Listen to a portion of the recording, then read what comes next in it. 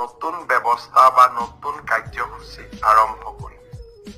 10 ডিচেম্বৰৰ পৰা 20 ডিচেম্বৰৰ ভিতৰত 10টা দিনত আমি 5টা কাৰ্যসূচী ৰূপায়ণ কৰিম।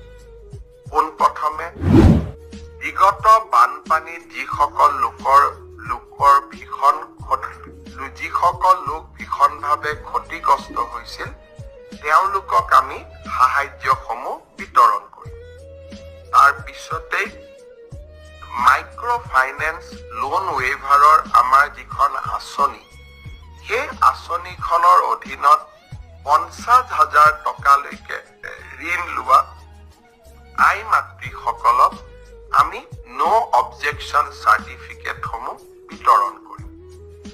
এই সময়ছোৱাৰ ভিতৰতে হাইস্কুল শিক্ষান্ত পৰীক্ষাত ডিষ্টিংশ্যন